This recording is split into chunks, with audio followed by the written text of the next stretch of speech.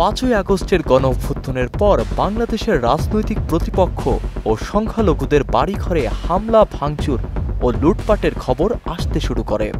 বিষয়টি নিয়ে জাতীয় ও আন্তর্জাতিকভাবে চাপের মুখে পড়ে ডক্টর মোহাম্মদ ইউনূসের নেতৃত্বাধীন অন্তর্বর্তীকালীন সরকার।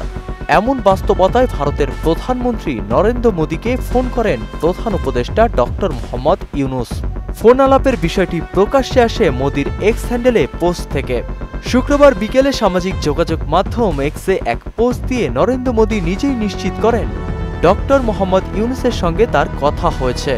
মোদী বলেন, বাংলাদেশের বিরাজমান পরিস্থিতি নিয়ে ডক্টর মোহাম্মদ ইউনূসের সঙ্গে মতবিনিময় হয়েছে তার। একটি গণতান্ত্রিক, স্থিতিশীল, শান্তিপূর্ণ ও প্রগতিশীল বাংলাদেশের প্রতি ভারতের সমর্থন পূর্ণ ব্যক্ত করেছেন তিনি। এছাড়া বাংলাদেশের হিন্দু সম্প্রদায় সহ সংখ্যালঘুদের সুরক্ষা ও নিরাপত্তা নিশ্চিতের ওপর জোর দিয়েছেন নরেন্দ্র মোদী।